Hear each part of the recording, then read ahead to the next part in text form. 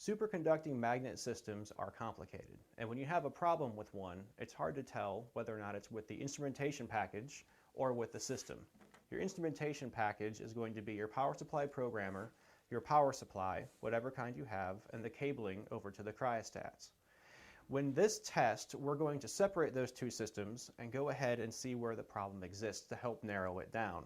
If you bought a system from American Magnetics, you'll have these twist lock connectors going to your magnet. Simply make sure the magnet's powered down, make sure everything's safe, and then disconnect from the magnet. You've been taught your whole life to not connect a power supply together, but we're going to do that here. We're going to go ahead and take the positive and negative that would go to the current leads of your cryostat and attach them together. Once they're twist locked good to go, we're going to set up our 430 for a configuration where we'll run current through a short instead of through the magnet. Let's go with the 430 setup now. Our current leads are shorted, as you saw earlier. Now we're going to power on the 430 and set it up. We'll keep the power supply off. If we turn the power supply on right now, we'll have a quench detect. What we're going to do is go into the settings and tell the 430 to not see an inductive load like you would with your magnet, but to see a resistive load. So we'll hit menu, we're going to go to the load menu, and we're going to pan over till we find stability mode. Right now we're in manual. We'll hit enter, go to test, and hit enter to lock in our choice. When we back out into the main menu, you can see it says test mode short power supply leads. So we'll go ahead and reset the system. We'll wait until the 430 loads completely and then turn on the power supply, just like if we had a magnet.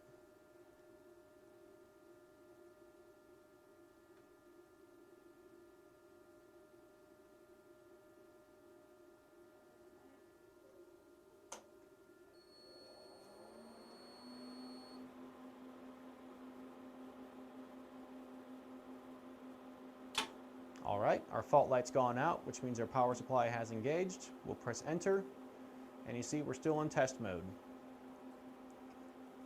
Right now, the target current is at 57 amps. I'm going to set it to something lower. Make sure that you record if you needed whatever your old target current was. I'm going to set us to 10 amps.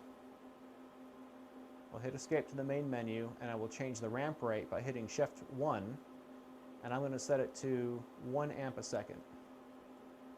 And remember to write down your old value here too, because most people are not going to have a magnet that ramps this fast.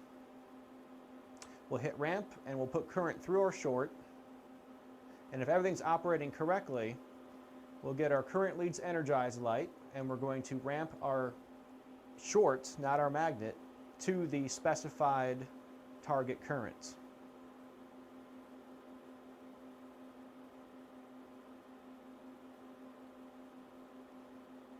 It's worth noting that in short test mode, the algorithms of the 430 are made for an inductive load, so it will act a little sluggish when ramping a short.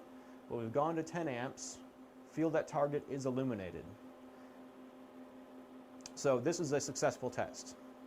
If we had a problem where we reached voltage limit, by the voltage limit indicator coming on, it could mean that we have no power coming out of the power supply. It could also mean that our short on our leads going together is not done correctly, or we have a bad connection. Now we'll go ahead and we're going to ramp to 0.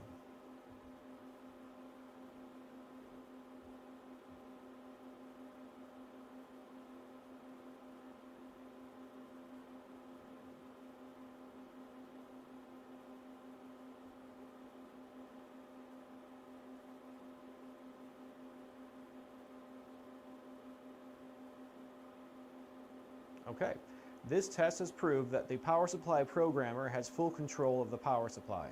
This is a good working system, and this is a good test result.